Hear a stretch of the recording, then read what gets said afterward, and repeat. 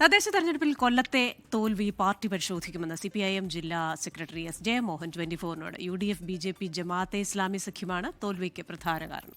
BJPക്ക് വഴിയൊരുക്കിയത് കോൺഗ്രസ് ആണെന്നും S. ജയമോഹൻ ആരോപിക്കും.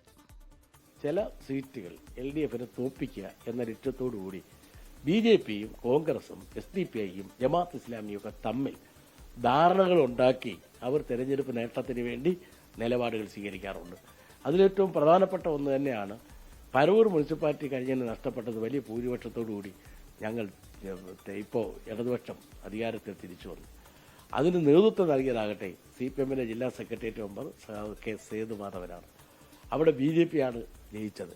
ആ BJP അവിടെ ജയിച്ചപ്പോൾ കോൺഗ്രസിന് വോട്ടില്ല.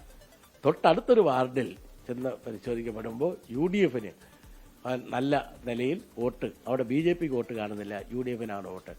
ഈ നിലയിൽ ചില ബന്ധങ്ങൾ സ്ഥാപിക്കപ്പെട്ട അടുത്തടുത്തുള്ള വാർഡുകളിൽ തന്നെ ഈ അവിശുദ്ധ ബന്ധങ്ങൾ സ്ഥാപിച്ച് താൽക്കാലികമായി ചില നേട്ടങ്ങൾ അവർക്ക് ഉണ്ടാക്കാൻ കഴിഞ്ഞിട്ടുണ്ടെങ്കിൽ അത് ഭാവി കേരളത്തിന് അപകടം വരുത്തുന്ന ഒന്ന് തന്നെയാണ് എന്നത് ജനം തിരിച്ചറിയും. ലോകത്തെവിടെയായാലും ഏത് സമയത്തും 24 വാർത്തകളും ഓഗ്മെന്റഡ് റിയാലിറ്റി പാക്കേജുകളും എക്സ്പ്ലെയിനറുകളും വിശദമായി കാണാൻ ഞങ്ങളുടെ YouTube ചാനൽ നിങ്ങൾക്ക് സബ്സ്ക്രൈബ് ചെയ്യാം.